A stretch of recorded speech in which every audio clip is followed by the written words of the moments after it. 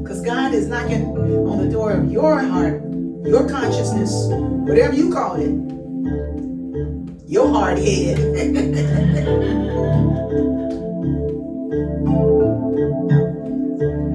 And he said, I will meet you. I'll meet you with my heart, heart to heart. Let us meet again. And then may we become more of who we are.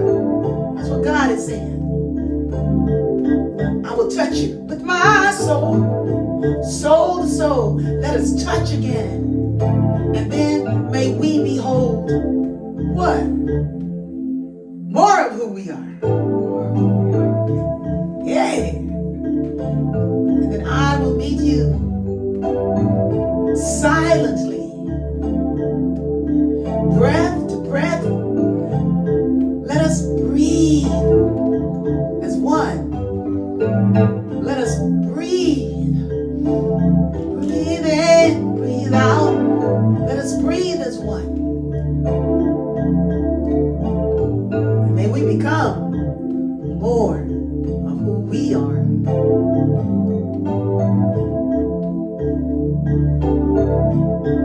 And I will meet you with my heart, heart to heart. Let us meet again, and then may we become more of who we are. What? More of who we are. Yeah, the bar is singing. I will touch you with my soul, soul to soul. Let us touch again, and then may we behold more of who we are. What? More of who we are. Church is saying, I will meet you silently, breath to breath. Let us breathe as one, and then may we become more of who we are. More of who we are. I will meet you with my heart, heart to heart. Let us meet again, and then may we become more of who we are. More of who we are. More of who we are. More of who we are. Yay! I think we'll just do piano bar tonight. Okay? Okay. Piano bar church. Piano bar church. You know, because sometimes the piano bar felt way more like church. Because there was a lot of caring that was going on there. A lot of caring, a lot of giving. The tips were good. How you doing, Jess? I'm good. How are you? I'm blazing. I'm full of the Holy Spirit right now. So, I mean, the Spirit is...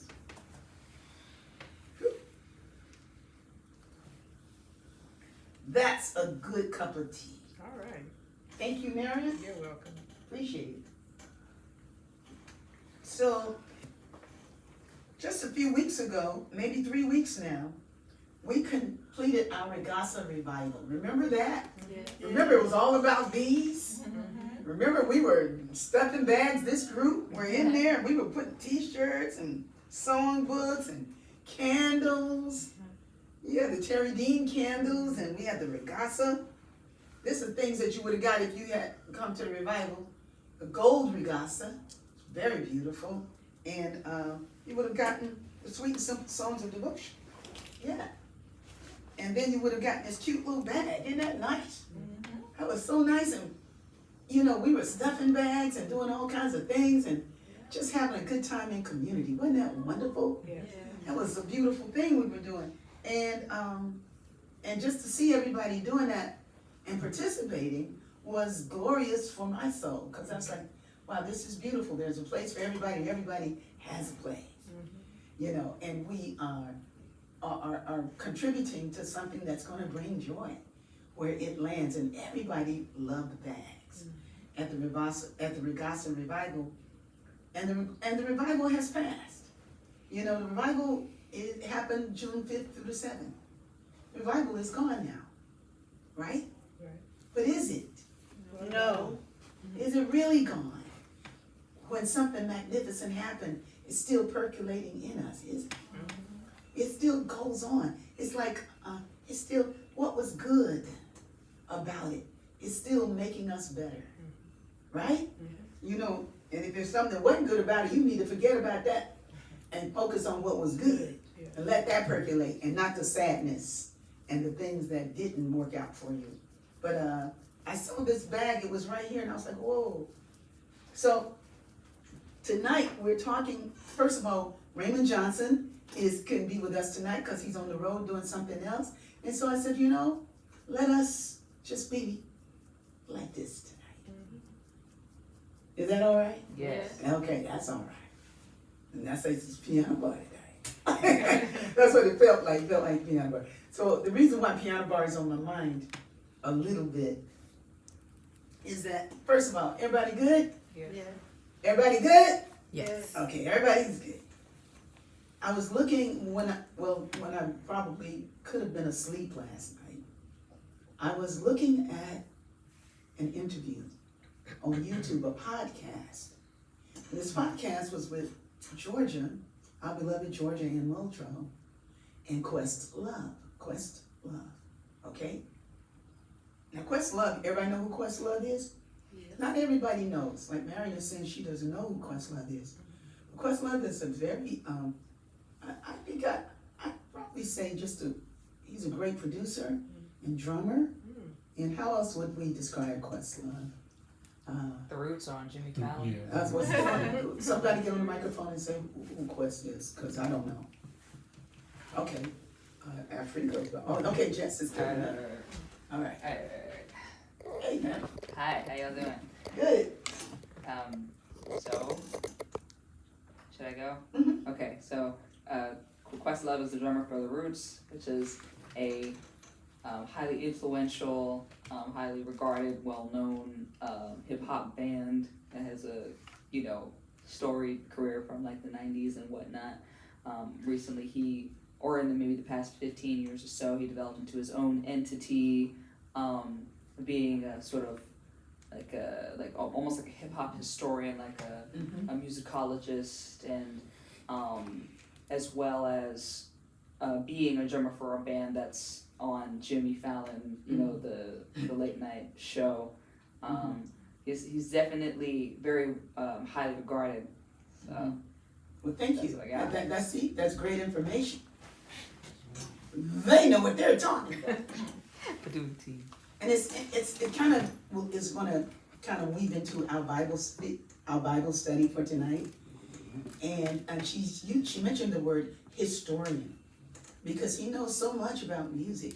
His father had 3,000 albums by the time he was 5 years old. So he knows about LPs. He knows about information that a lot of people don't know about. He didn't know about me.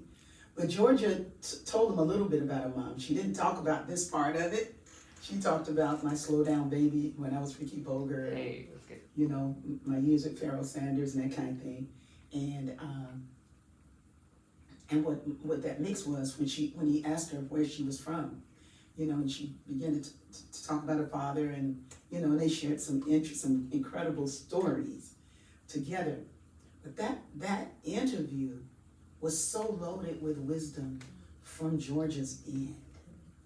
What she gave in that podcast was very powerful for me. And not just because she's my daughter. I was listening as a student, and because I'm always a student. I'm listening to everybody all the time, You know, sometimes just kind of watching, observing, and seeing what is there to learn from this person. What is there to learn?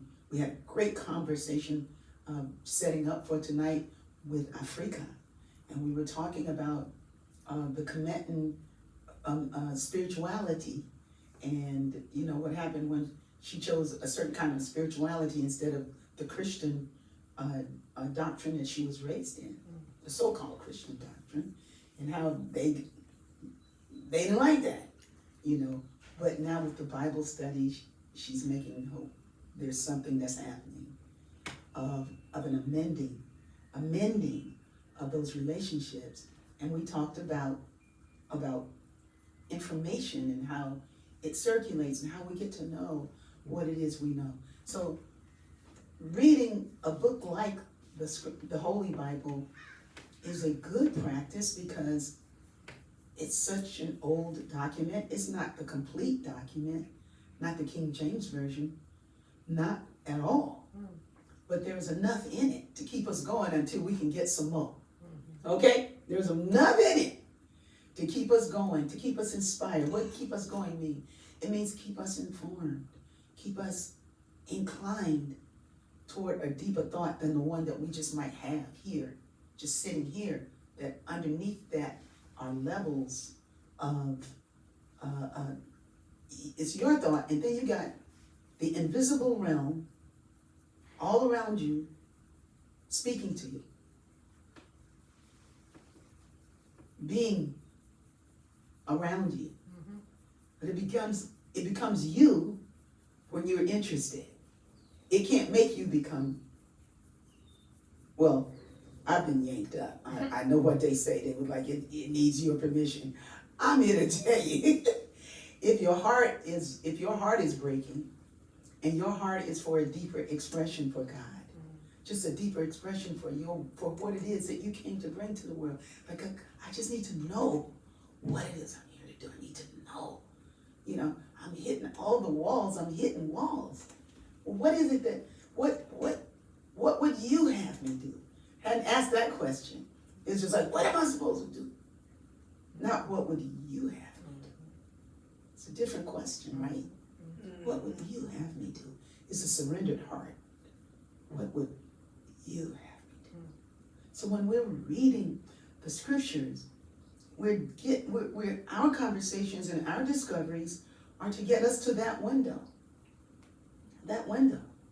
And you don't get there and, you get there every day. Every day you get up.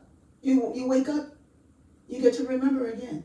You get to restore, you get to recalibrate, you get to recommit, you get to return, you get to remember that you are not alone, that you are loved, that something great is here inside of you, that it ain't out there, it's in here. But when it's in here and you can feel it, it's going to help everything that seems to be out there. But the whole world is happening in here. The whole world is actually happening in here, inside. So when we can, some kind of way, that's what a life is for us to become more focused, more concerned, more aware of our Creator and what we came to do, and how does our giving, how can we share? So when Africa shows up and she's like, I'm so happy to be here. I'm happy to be here. And I'm happy to work the cameras, and everybody in this room is that kind of giver. It's that kind of person who shows up and says, hey, what can I do? Everybody here. And that's a testament to our devotion and our devotional practices. So thank you very much. And what she said in that interview was this, one of the things. He asked her, well, how do you deal with stress? This is Questlove asking Georgia Ann, how do you deal with stress? And she says, stress is literally the veneration of a strange God. You hear that? The veneration. That means you holding a strange God high. She said before people judged other people's gods, and then she said some things. She said the strangest God is the one that terrifies your nervous system. It makes you afraid. That's a strange God. It makes you scared. That's the strange God. The one that is not resting. The one that doesn't come through. The one that doesn't keep their promises. The one that lies about everything. That's the strange God. And when that's got your attention, that is your God. That's where your focus is. That's where your focus is what he didn't do right. What they doing wrong. What? But strategy, she says stress is strategy. Strategy mitigates stress. Sometimes strategy is whatever it is we're creating. It's our voice through our art. Our voice through our cooking. Our voice through our sharing. Our voice through our journaling. Because our voice is the voice of God making its way through us, to share in community. Because the deal is, Jesus said, I came that you would have life. And have it more abundantly. But so many times abundant sounds like ka-ching, ka-ching. And ka-ching, ka-ching is not it. It's getting hot in here. Ooh. Y'all hot? You want to call the fan? Oh wow, that must be It feels good. that must be the fire. I must be getting fire baptized. So she deals with stress. The way she deals with stress is strategy is the answer to stress, and strategy is what. Oh yeah, come on with it. They already know what's happening. Read it. Oh yeah, ooh yeah. Cool off. I mean, I'm talking about God, and all of a sudden, that my hot, I just wasn't a hot flash. Maybe that's what it is, a God flash. Yeah. Yeah. Pretty soon, my skin gonna be looking nice and moisturized. That's why I dealt with hot flashes. Here they come. Here they come, and they got the Bibles too. So she said, and then she went on to say, and then he says, well, he says, I gotta ask a question. He said, it might sound like a dumb question. She says, there are no dumb questions, just those you don't know the answers to. Just those you don't know the answers to. They're not dumb, just those you know. She said, we have to remember to breathe into the closed fist. She's talking about stress. That sometimes when you're stressful, it makes your body get tight because you're worried. She says, until you remember what's holding you.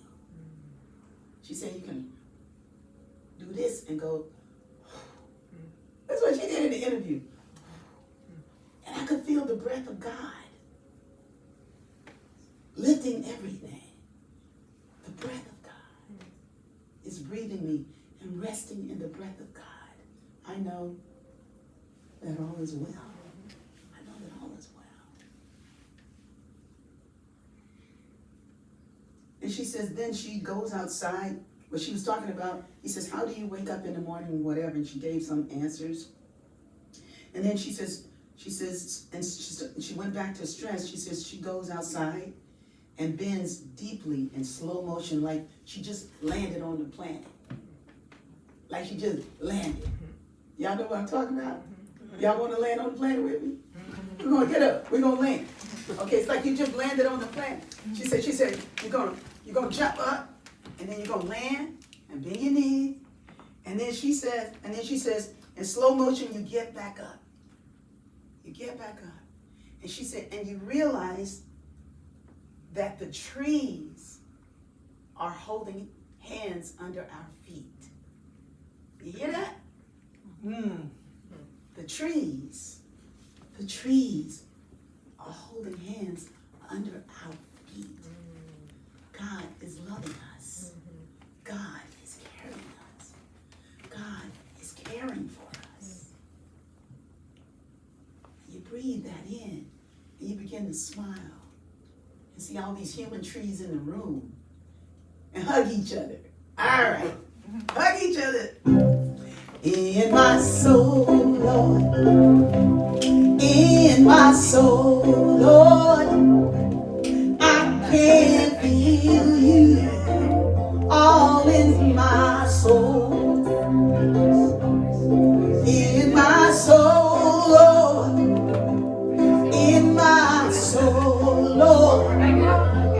I can feel you all in my soul.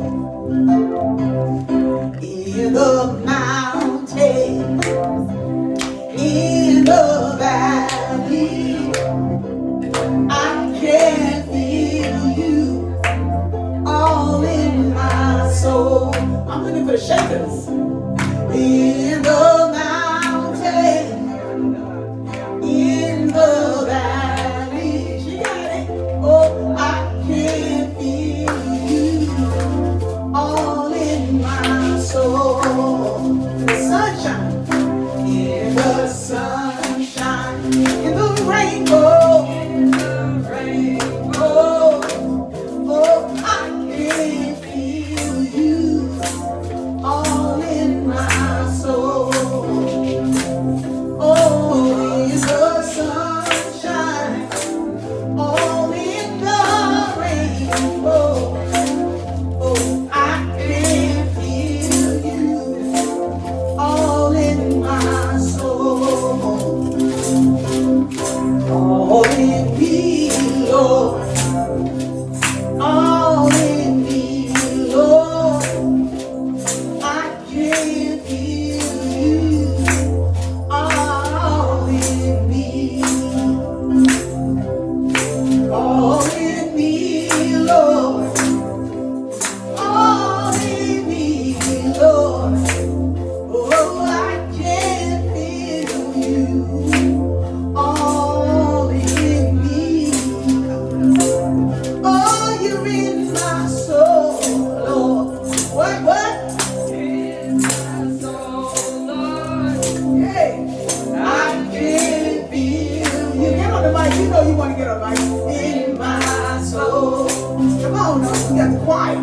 In my soul, Lord. In my soul, Lord. I can feel you. In my soul, I'm feeling you deep down. I'm feeling you all around me. I'm feeling you deep down in my soul. I'm feeling you all around me. You're lifting me up, Lord. You're taking me higher. You're lifting me up, Lord. You're taking me higher. Oh, yeah. Get that rhythm. In my soul, Lord. In my soul, Lord. I can feel you. In my soul. You're in my soul, Lord. In my soul, Lord. I can feel you. In my soul.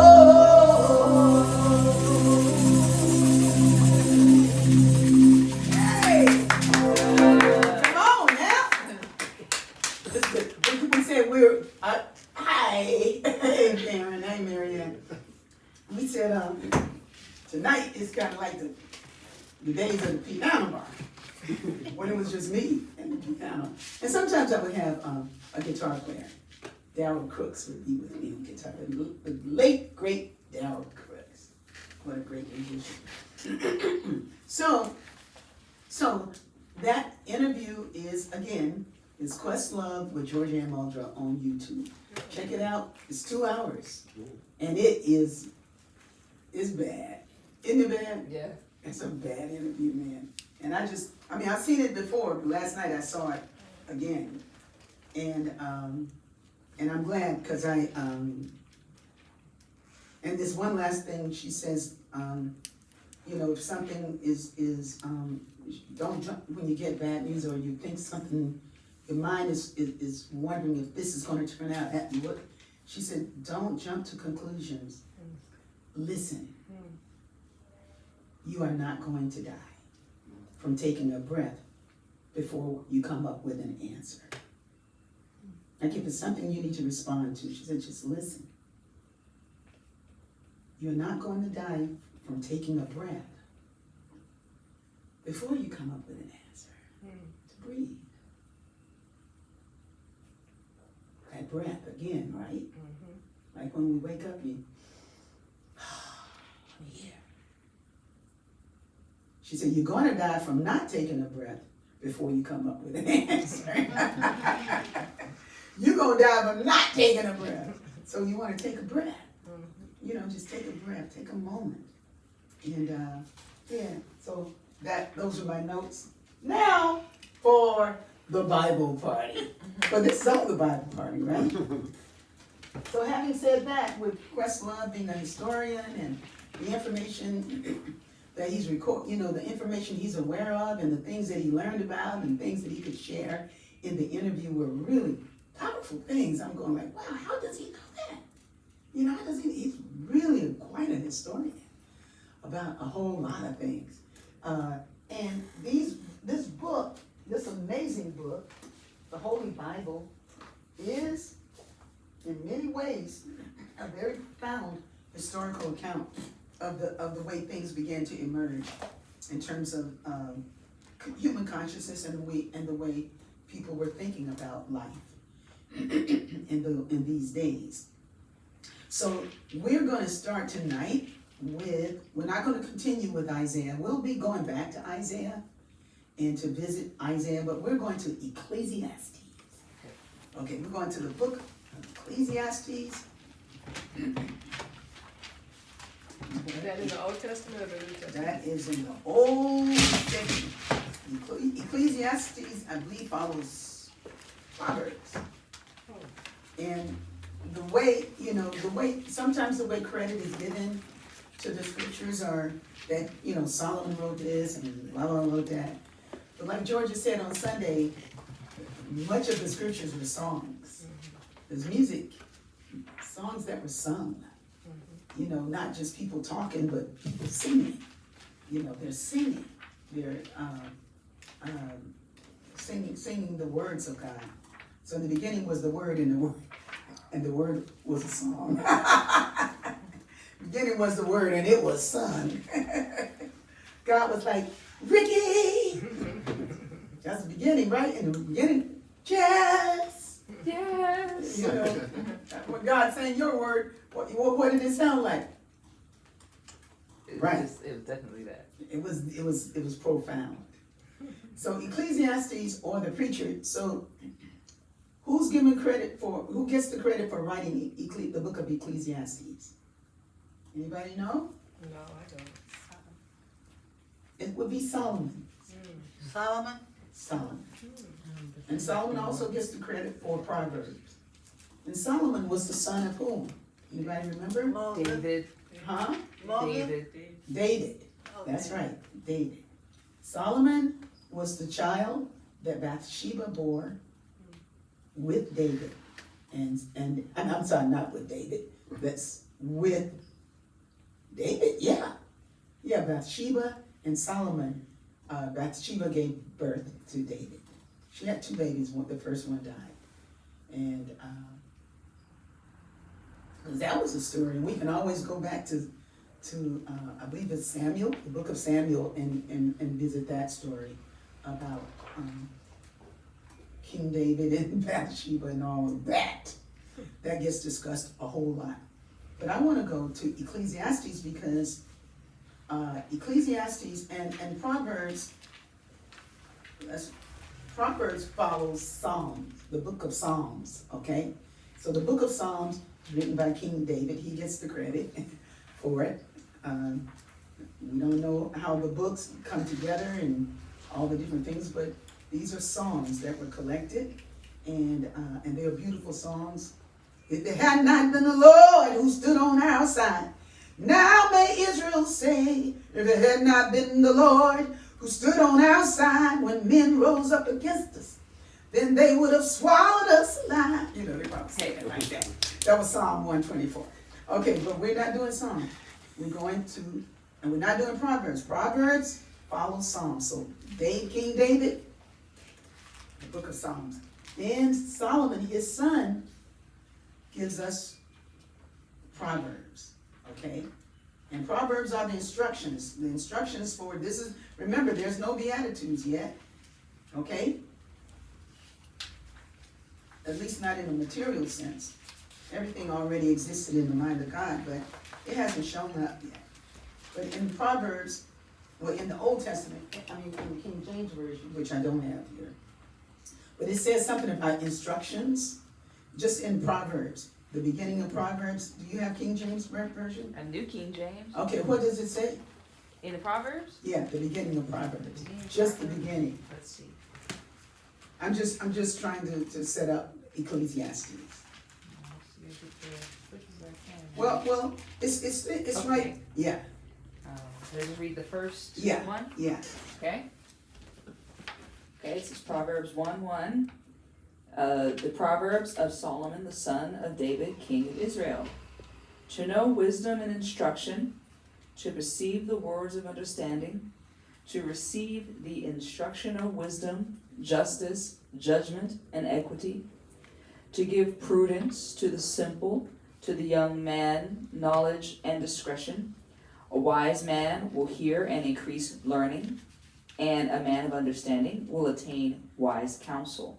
To understand a proverb and an enigma, the words of the wise and their riddles. The fear of the Lord is the beginning of knowledge, but fools despise wisdom and instruction. Okay, thank you. So and the Proverbs go on to give a way of life, a way to conduct yourself. And in the book, it's frequently they're addressing the young man. They're not talking about the woman much in here. When they refer to the woman, it's the strange woman. And that's the strange religion. It's the harlot. It's the prostitute. It's not the woman of power, of wisdom. Sheba comes, black and comely from where she comes from, powerful and rich, but generally the regard in this book, but you got to know who these people are and how they're coming out to write a different book. But even throughout that narrow confine, there is such wisdom here. And that's why I pick it up. Because it's a brilliant exploration into the divine and how God works. Once I get past my attitude about how they feel about women in this book, right? And how women and daughters and sisters, it's like, they're not included. And when they first show up, they show up right in the beginning. In the Garden of Eden, right? She's right there. And she the one that messes up. She the one the serpent tossed. Right? She the one bites the apple. And from then on, there's all hell breaking loose. And so, that for me, it's a setup of the order that's coming in. But what was in the territory that they left was a different regard for the feminine and the masculine. Okay?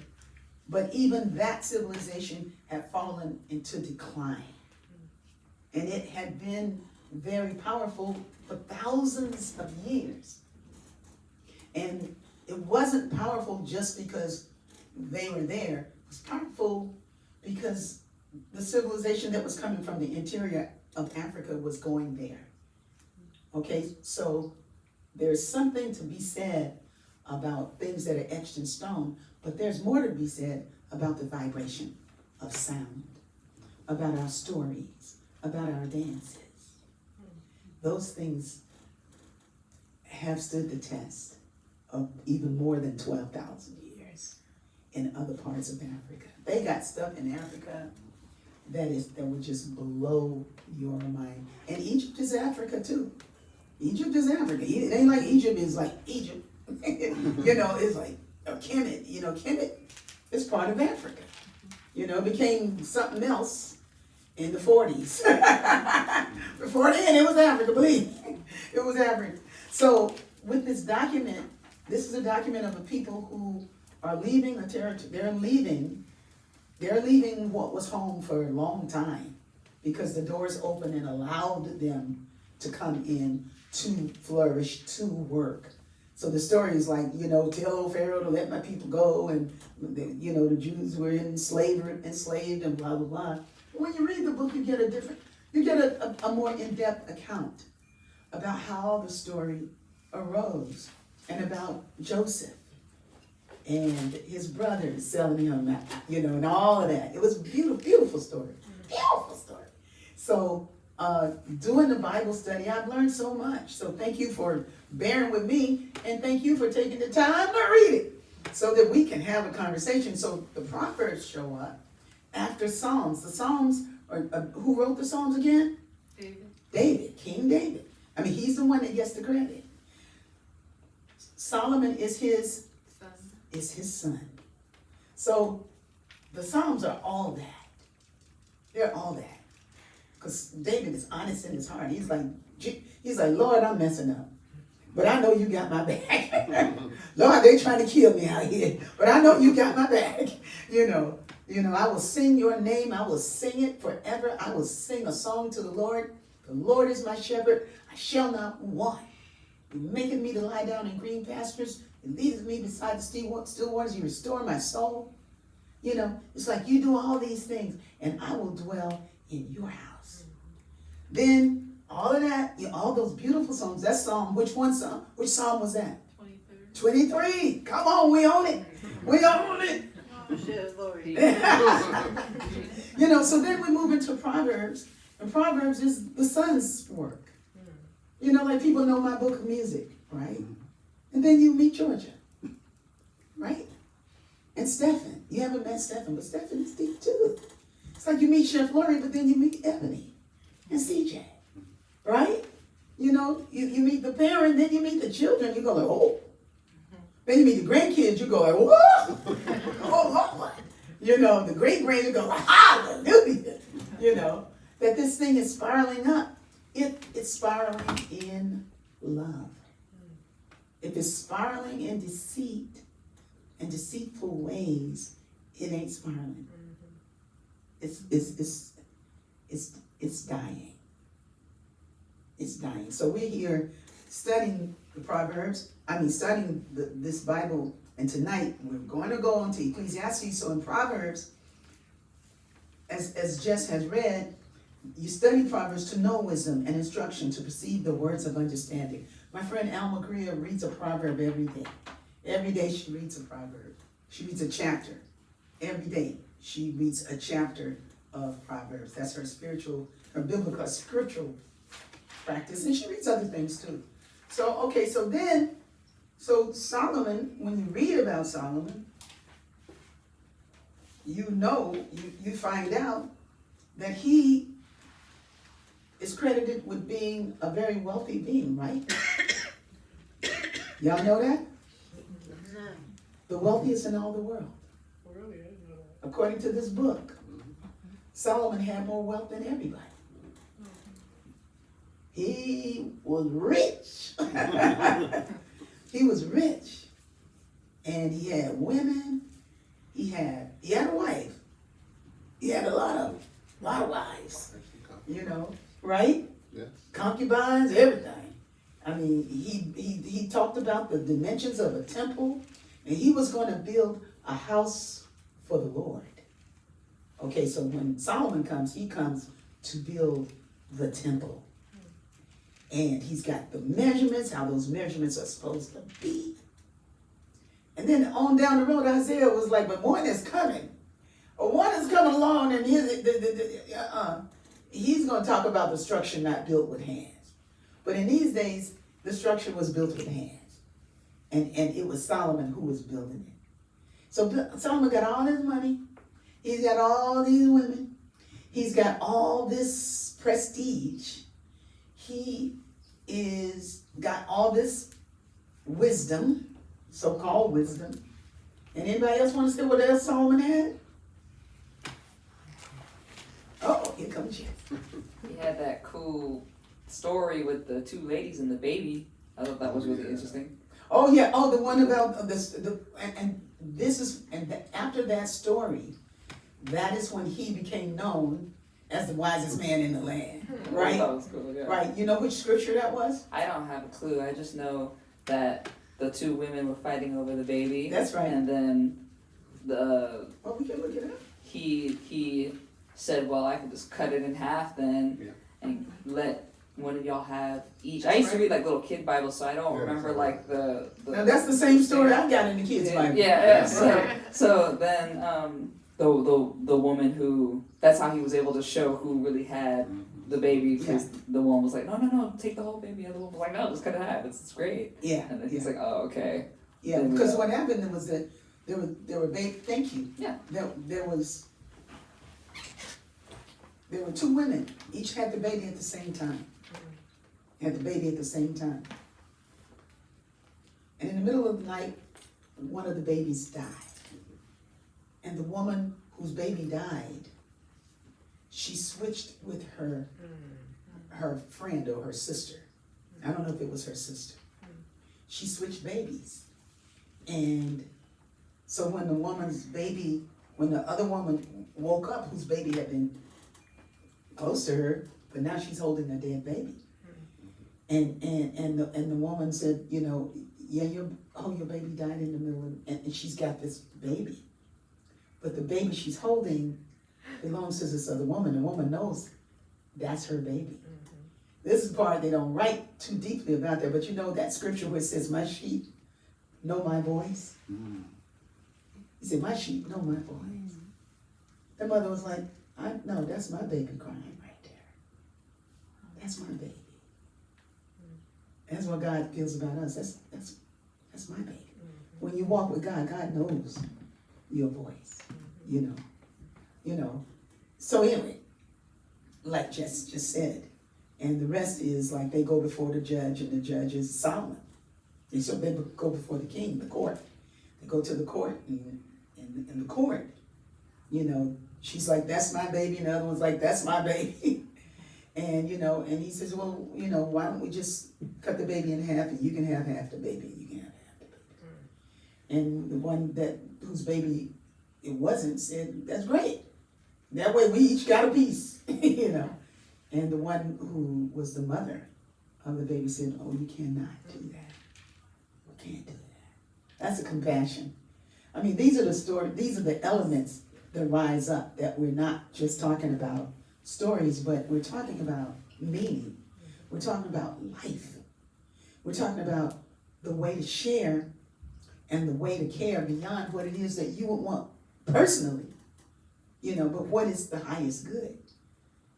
That maybe to remain in a situation for some that looks like it's lucrative, but that it has no real purpose for your spiritual growth, but you can make money there. The money is good. The money's good.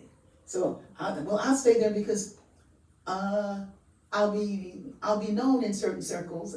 I'll be able to continue my work, blah, blah, blah, blah. Say, no. When you're following the voice of love, you go like, there's more. There's more. And I'll follow the voice of God. And God will not lead me wrong.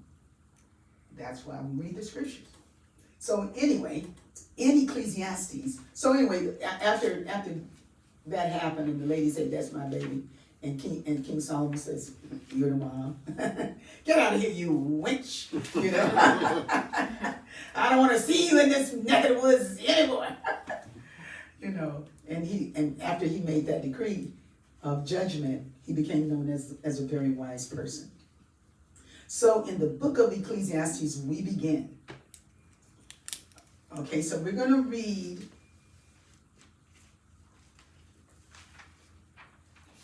the words of somebody that's very, very disappointed with all that he's achieved. So Mary Ann, you wanna begin? In chapter 1, Mm-hmm. You have to get to the microphone.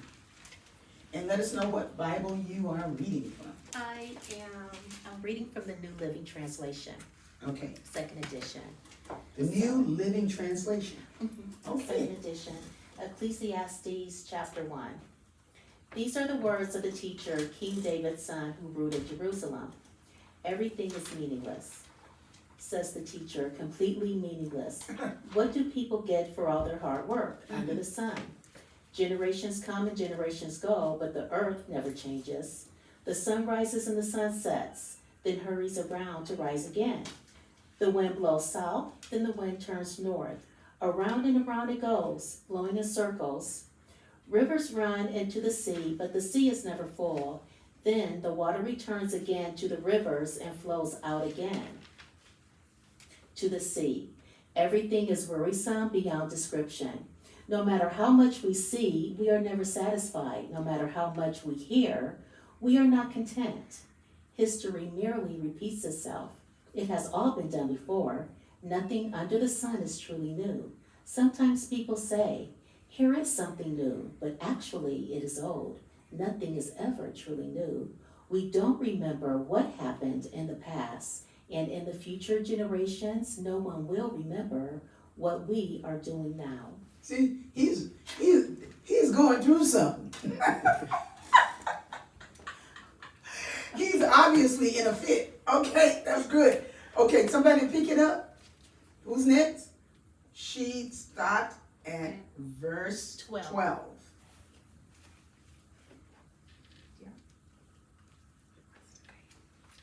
I, the preacher. I, the preacher. Somebody. Okay, Marianne is back. Okay, come on, you say, let's don't stop a good thing. I, the teacher, was king of Israel, and I lived in Jerusalem. I devoted myself. You gotta slow down though. I want you to read this like this some good food to eat. Okay. I, the teacher, was king of Israel, and I lived in Jerusalem. I devoted myself to search for understanding and to explore by wisdom everything being done under heaven. I soon discovered that God has dealt a tragic existence to the human race. Oh! I observed everything going on under the sun, and really, it is all meaningless, like chasing the wind. What is wrong cannot be made right. What is missing cannot be recovered. I said to myself, look, I am wiser than any of the kings who ruled in Jerusalem before me. I have greater wisdom and knowledge than any of them. So I set out to learn everything from wisdom to madness and folly.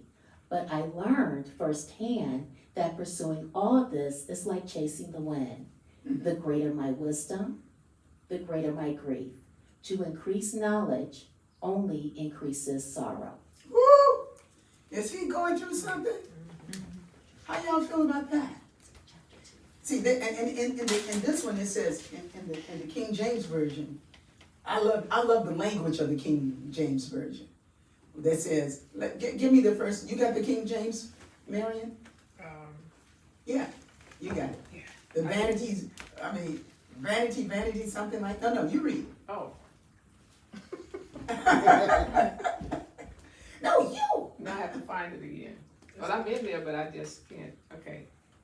It's What verse, what chapter and verse? Start from number 1. Chapter 1? Or Yeah. verse 1, or chapter 2, verse 1? Which Yeah, one? which one Chapter is 2, one? verse 1. Okay, I got that. No, I wanted to hear chapter 1, verse 1. It's just a little language. The vanity, all the vanity. That part.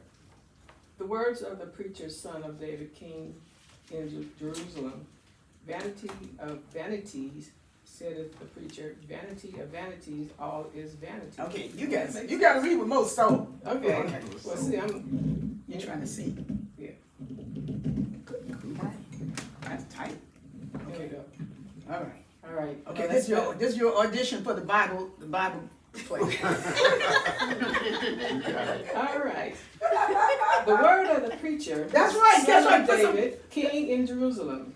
Vanity of vanities, saith the preacher. Vanity of vanities, all is vanity. What profit hath a man of all his labor which he taketh under the sun? One generation passes away, and another generation cometh, but the earth abideth forever. The sun also arised, and the sun goeth down, and hastes to his place where he arose. The wind goeth towards the south, and turneth about unto the north. It Whirls. that's not what it says here. The whirls about continually, and the wind returneth again according to its circuits. Okay, that's all we need. I just wanted to hear that. Vanities, vanities, all these vanities, striving after the Emphasize on wind. that. But it's not striving after the wind. I thought it was vanities, vanities, all his vanities. He was like disgusted. He was like, I done all this studying and traveling, and I am unfulfilled. All these things have not filled my heart.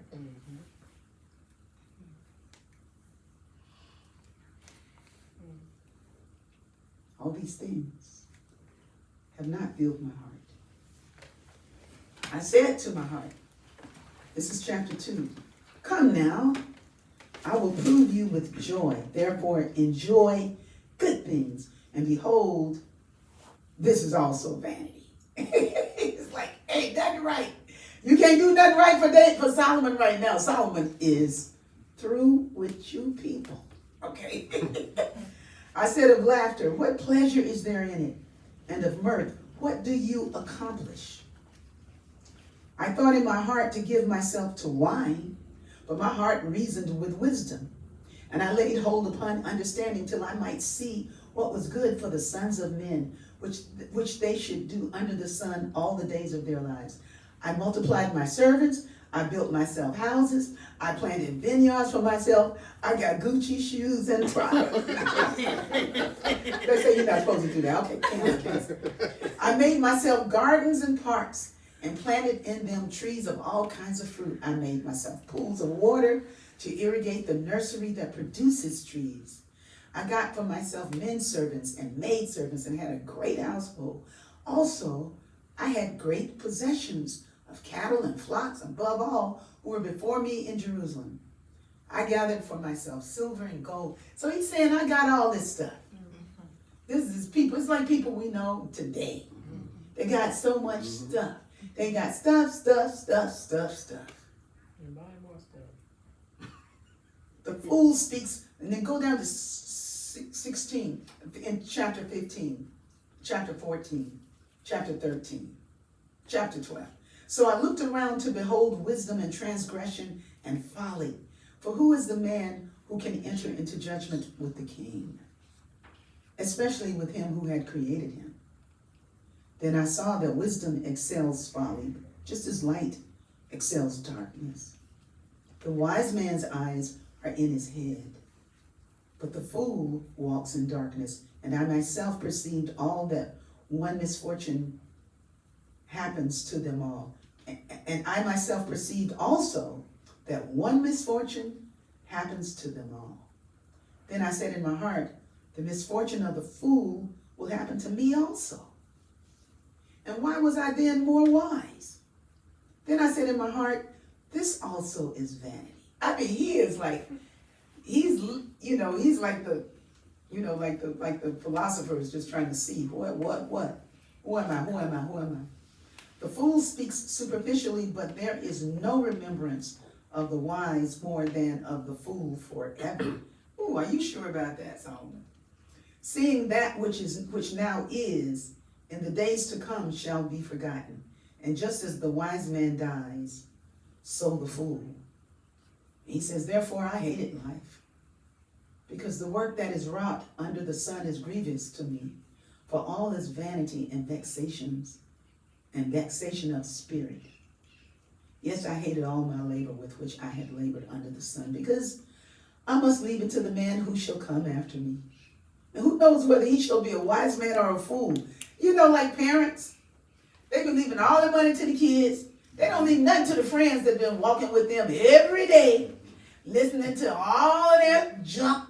They leave it to them kids, and them kids don't have no respect for nothing. They sell the house, you know. But anyway, I you know, I kind of went out there a little bit on it. But a lot of people downtown Skid Row right now, because they got the property and sold it, that the parent had in the family for years. House was paid for. They sold the house, partied, used the money, and didn't have any kind of support, no backbone, no, nothing. And end up square one. No square. You know, no square. That is the story of spoiledness. You know, spoiled. You know, not knowing what to do with what they didn't build. Kind of interesting. So he talking about that. He said, I gotta leave all my stuff. He said, I gotta read all my stuff. And then he says, what chapter was that? 21. There's a man who labors with wisdom and knowledge and success. Yeah, that's right, Ramona. And yet he leaves his portion to a man who has not labored for it. This also is vanity and a great misfortune. I mean, even to be thinking about your stuff. He said that's vanity. What profit shall a man have of all his labor and of the desire of his heart wherein he has labored under the sun? Come on, Ramona, you want to start at 23 and read us through 26?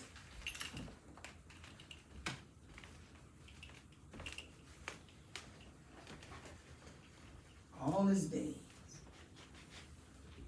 For all his days are full of sorrows, and his travail is grief. Yea, even in the night his heart takes no rest. This also is vanity. There is nothing better for a man than that he should eat and drink, and that he should make his soul enjoy good in his labor. This also I saw, that it is from the hand of the Lord. For who can eat or who can drink except he? For to a man who is good in his presence, God gives wisdom and knowledge and joy. But to the sinner he gives toil, to gather and to heap up, that he may give to him who is good in the presence of the Lord. This also is vanity and vexation of spirit. Yeah, so he's like, come on, Darren, tell us about this, about his state of mind, about Solomon and what he's going through, in your point of view. In my point of view, Yeah, my you always have a look. my limited Yeah. Well, wisdom you know, on this. you can let it up. You can let the stand up a little bit. Just unscrew it. Yeah, there you go. There we go. Yeah, there you go. So what are we talking about? We're talking about Solomon and his point of view and his attitude about wisdom and knowledge and joy. He says God gives wisdom, knowledge, and joy, but to the sinner he gives toil to gather and to heap up, that he may give to him who is good in the presence of the Lord. This also is vanity and vexation of the spirit. He's just like, he's saying nothing is good enough right now. Well, it sounds like at this point, this is someone, in my opinion, who has everything, but then they have nothing at all. Mm-hmm. And most of the stuff he has is worldly possessions. Mm-hmm. And I think what he's looking and seeking for is the hand in the face of God, but he can't find it in any of those things, Mm-hmm. be it women, be it property, be it animals, be it livestock, Yes. be it control over people, be it kingdoms, be it the authority over the people who have less than. Mm-hmm. There's still something, there's like a little hole in his soul, or there's, as Sting would say, there's a little black spot on the sun today.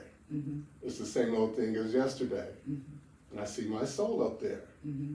And I think that's where Solomon is at this point. It's like, I have all this, but I'm still not full. There's something missing and I don't know what it is because I can't achieve it through material possessions. I can't achieve it through worldly possessions. I can't achieve it through just having the world, but not having the heavens that actually what he's seeking where God is and resides. Amen. Woo-hoo. That was a good read. So I encourage you to read Ecclesiastes because it's part of the book. It's part of the Old Testament, and it's very poetic. And then you get the next chapters to everything. There's a seed to everything. Turn, turn, turn. There is a season. Turn, turn, turn. And what is it? And a purpose, and a time for every purpose under heaven. And in a time to kill, a time to heal. And then, so all of those things. So he says, matter of fact, let's go. Let's do that one. And then we'll go to the New Testament for our last stretch. Okay. Because I'm having such a good time, I don't even know what time it is. Chapter 3. Chef Lori is getting up. Oh, because You get up to get the food. Get that food with here. I thought I heard the door. Okay, we got Jessica in there. Okay, chapter 3. To everything. And hard act to follow here, but here we go. No. Okay. To everything there is a season, a time for every purpose under heaven, a time to be born and a time to die, a time to plant and a time to pluck what is planted, a time to kill and a time to heal, a time to break down and a time to build up, a time to weep and a time to laugh, a time to mourn and a time to dance, a time to cast away stones and a time to gather stones, a time to embrace and a time to refrain from embracing, a time to gain and a time to lose, a time to keep and a time to throw away, a time to tear and a time to sow, a time to keep silence and a time to speak, a time to love and a time to hate, a time of war and a time of peace. Should I keep going? Yes. What profit has the worker from that in which he labors? I have seen the God-given task with which the sons of men are to be occupied. He has made everything beautiful in its time. Also, he has put eternity in their hearts, except that no one can find out the work that God does from beginning to end. I know that nothing is better for them than to rejoice and to do good in their lives, and also that every man should eat and drink and enjoy the good of all his labor. It is the gift of God.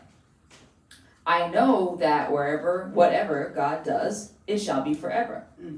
Nothing can be added to it, and nothing taken from it. God does it, that men should fear before him, that which has already been, and what is to be has already been, and God requires an account of what is past. God requires an account of what is past. Thank you very much. Thank you for that reading in Ecclesiastes. And so keep on reading. Okay, keep on reading. And but what I carry away from this, what I carry from this, because when you read the whole book, after Ecclesiastes comes the Song of Solomon. And in the Song of Solomon, you get what you get. And it's a love song. And but I gotta understand this one a little bit more. Because he gets really graphic here. And he's talking about the thighs and everything. And the navel,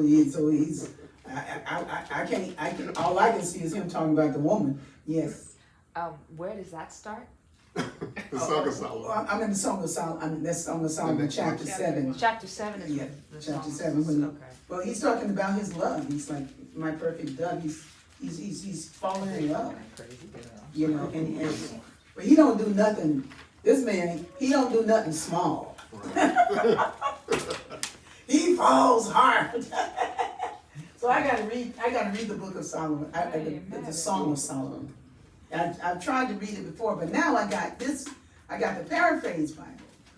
And I think it's kind of like what you guys are reading over there. Yeah, you got it too. Come on. Shoot, we might want to jump into that. But before we do, maybe I'll read the homework for next week. Read the Song of Solomon.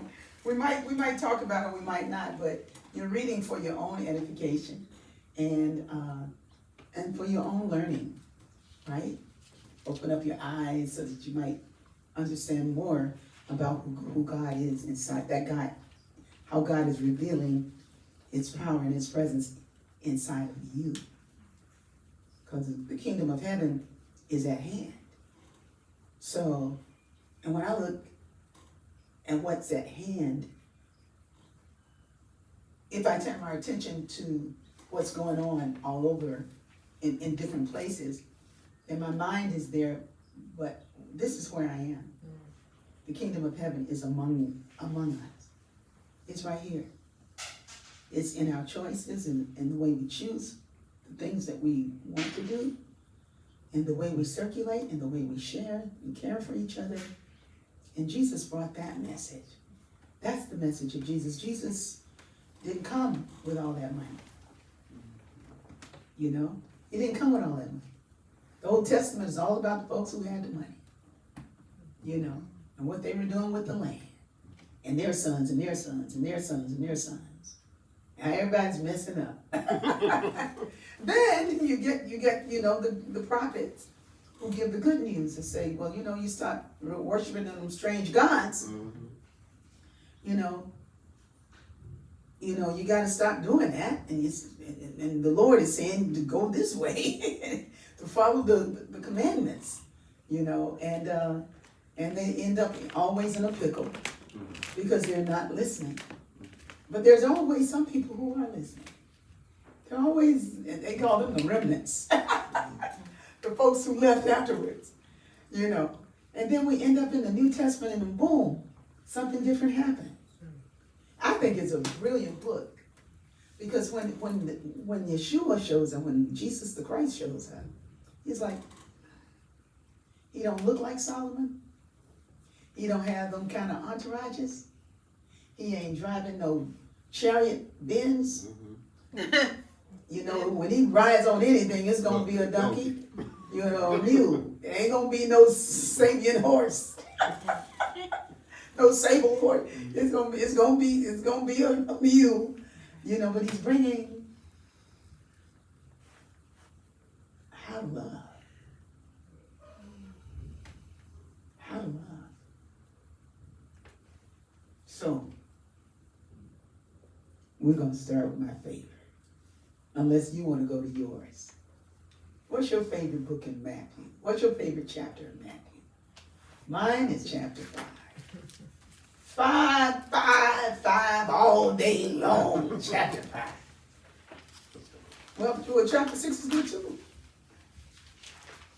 But, you know, he's just talking about, and he's showing, it's much like Proverbs. You know, chapter 6 is much, you know, they go on, the gospel is saying, you know, but I like the red letter. I like to hear the words that Jesus said. The ones that you don't quite get that in the translated Bible. I mean, the paraphrased Bible. But one day as the crowds were gathering, he went up the hillside with his disciples and sat down and taught them there. Humble men are very fortunate, he said to them, for the kingdom of heaven is given to them. Yours says, blessed are the poor in spirit, for theirs is the kingdom of heaven. That's what yours says, right? Yes. Blessed are the humble. That might be the Peshitta. For theirs is the kingdom of heaven. What does yours say? Marianne, what does yours say? God blesses those who are poor and realize their need for Him, for the kingdom of heaven is theirs. Wow, that's quite a translation. Not the poor in spirit, but the poor. So they left it out. Those who are poor Those who are poor. and their need for Him. And, oh, okay. So get on the microphone so that everybody can hear what you said. Because if they won't hear you. God blesses those who are poor and realize their need for Him, for the kingdom of heaven is theirs. God blesses those who are poor Those who are poor and realize their need for Him. and realize their need for But that Him. doesn't say to me, blessed are the poor in spirit. No, it doesn't. It that- doesn't. It doesn't No, say. it doesn't. Yeah, that's an interesting, that's why it's good to check out different Bibles. Yeah. You know, to see what's, to see, you know, and then after you read it, you just pray for understanding. You know, I like blessed are the humble, for theirs is the kingdom of heaven. Like when you are not so full of yourself that you can hear what God is saying. That I like that. This one says humble men are very fortunate. What about the humble women? Okay. Those who mourn are fortunate, for they shall be comforted. Blessed are they who mourn, for they shall be comforted. Right? What's number 3? Blessed are the poor in spirit, for theirs is the kingdom of heaven. She said, blessed are the poor in spirit. For That is, we've already read that one. Mine does that the first one. I mean, I shouldn't have said Those 3. who hunger and thirst for justice, for they shall be well satisfied. Blessed are those who do hunger and thirst For justice, for justice, for they shall be well for satisfied. they shall be well satisfied. 6. 5, 6. All right? What's the next one? God blesses those who are merciful, for they will be shown mercy. God blesses those who are merciful, for they shall be shown mercy. Or, blessed are the merciful, for they shall obtain mercy. And then, blessed are the pure in heart. What?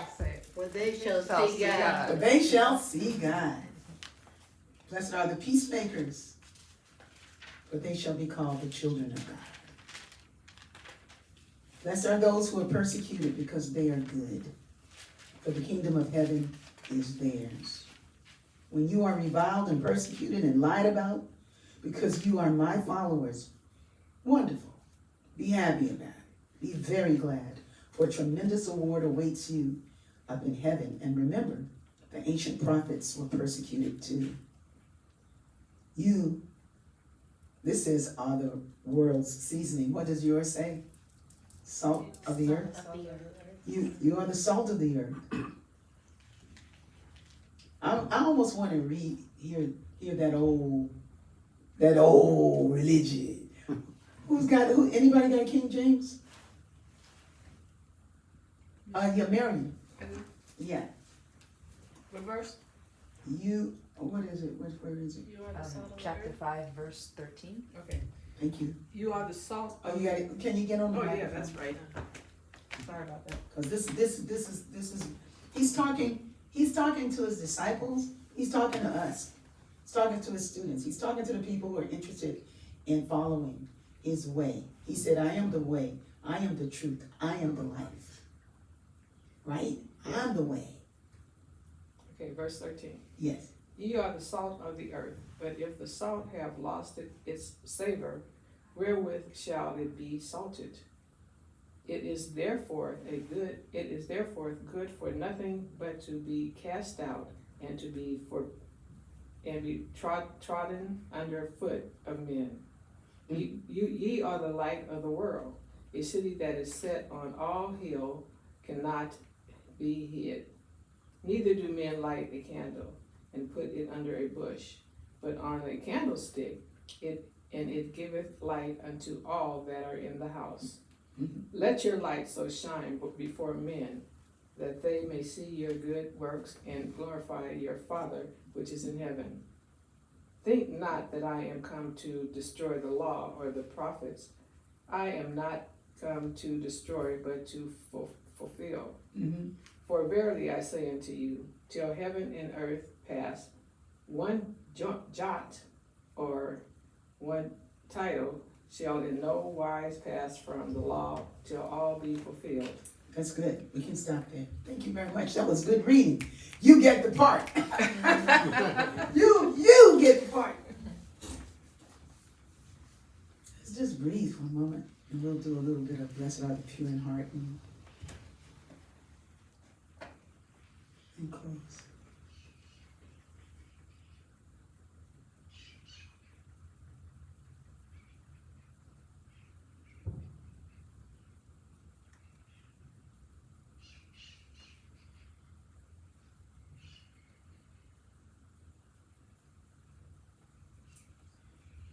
I want to give you a story. I have a friend named Roy. He lives in the Bay Area, and this is a person that great things happen to all the time. And that's what I know about everybody in here. Great things happen to you all the time. Great things are happening for you right now. Great things. Great things. Great things. There is a purpose for your life that's being revealed in everything that you set your heart, your focus. But anchoring God first. Yeah. Mm-hmm. God is good. But my friend Roy,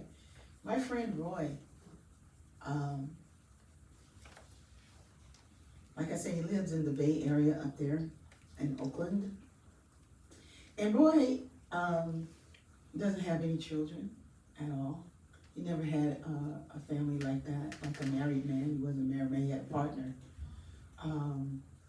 And that partner died, moved on or something, but he's got a good heart.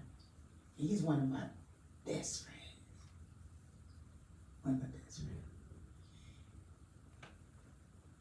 So he's living in this building. He was gonna move. Roy, you ain't looking. I'm putting your business all in the street. You don't even watch. No, but he does. He does watch. He watches the Bible party sometimes. And but the reason why I'm bringing his name up is that so he was going to move to Atlanta, and then he decided not to move to Atlanta, to stay where he was. And he's got a little dog that is his son named Joy. He used to have a little poodle named Love. Love passed on. Joy is there. And somebody said, okay, you have Love, Joy. I think the only other pet you can have is, well, I won't even mention it here. So anyway, that's not important. So in his building, in Roy's building, and Roy is in his 80s, and I met him when I was in my 20s in New York City. And it was just one of those things when you know how there are people that you're just supposed to meet because they're going to be in your life and because they love you, and they'll be there to remind you of things that you might forget along the way. When you got good people around you, they'll remind you. And you'll know who they are because they don't suck the life out of you. Yep. They don't suck the life out of you. They encourage you. They remind you of who you are. They tell you who you are when you've forgotten. You know. And Roy has been that kind of friend. Well, in the building that he's in, there was a family that moved there from India. And it was a mother, father, and they had these two little boys. And guess who they chose to be their family when they're in America? They chose Roy. They just adopted him. These kids' grandparents are in India. There are no grandparents around, no family, no nothing. What those people did was they made family with the people that were around them and began to love those people that they were around.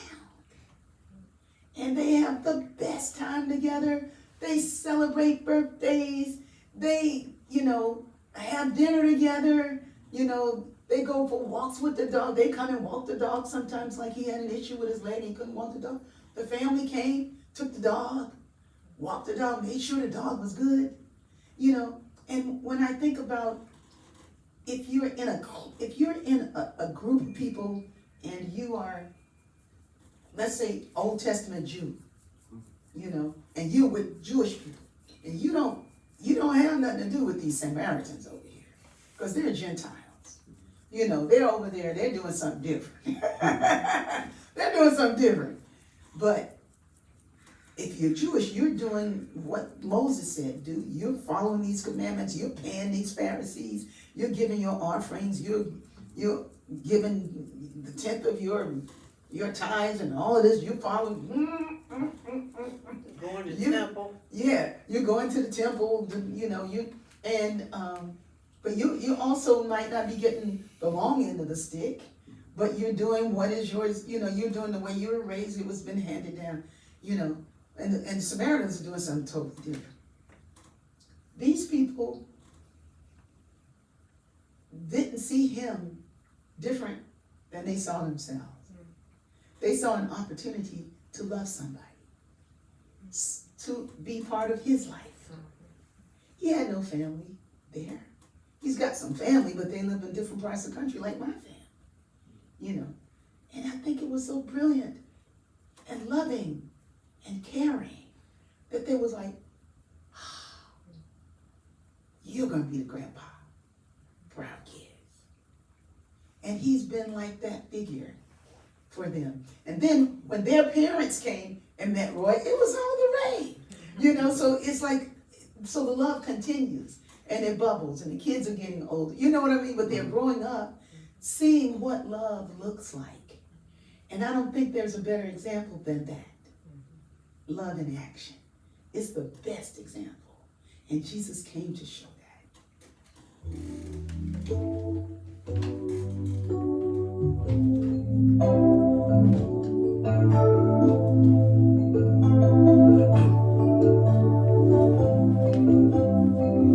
He shook it up. Blessed are the pure in heart, for they shall see God, shall see God. Blessed are the pure in heart, for they shall see. It's a live Bible party choir. Shall see God. Now I gotta get to the microphone. Shall see God. Blessed are the pure in heart, for they shall see God. What? Shall see God. All right.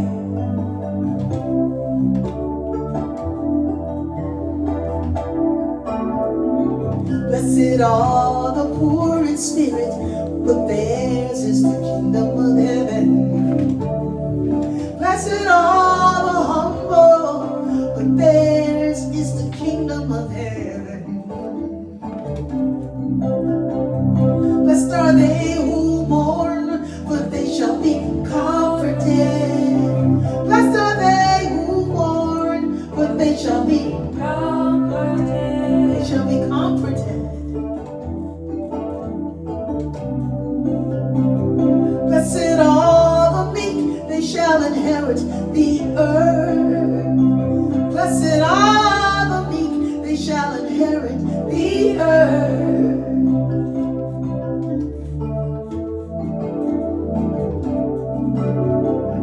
Blessed are they who do hunger and thirst after righteousness, but they shall be filled, they shall be filled. Blessed are they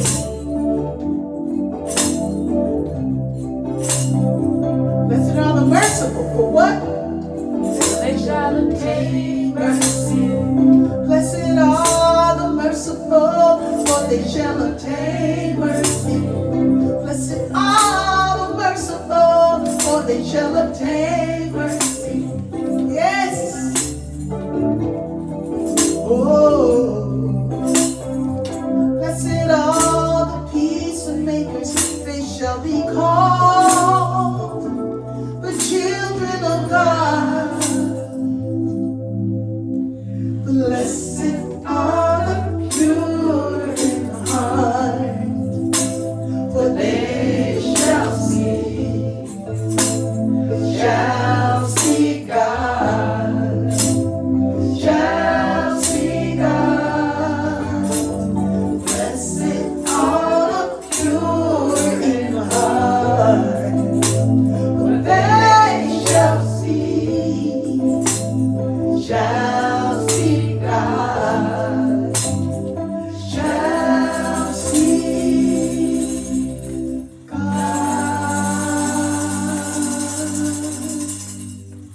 And God is love. And love is what it's all about.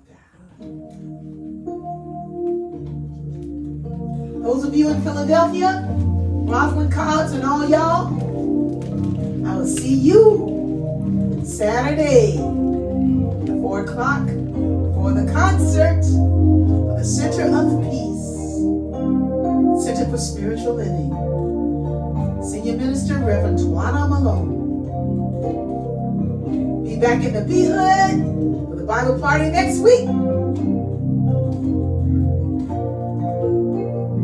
Blessed always, blessed always, for the arms of God surround us. Let our joy be so triumphant that we rest in God and say amen. Blessed always, my Bible party choir, y'all sound good. For the arms of God surround us. Let our joy be so triumphant that we rest in God and say amen. Let our joy be so triumphant that we rest in God and say amen. Oh,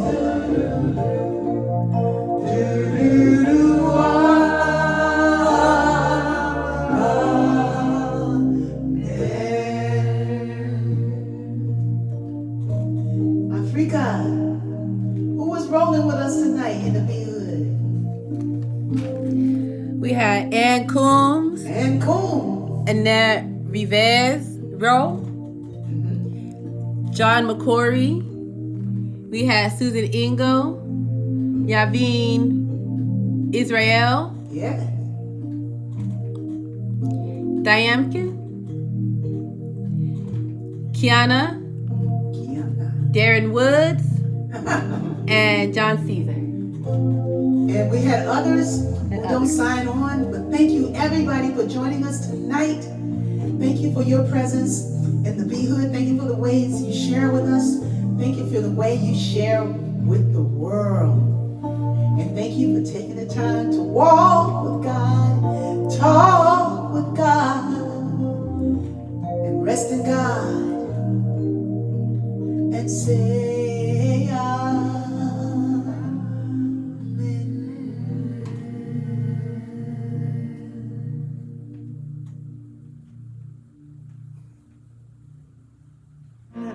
Let our joy be so triumphant that we rest in God and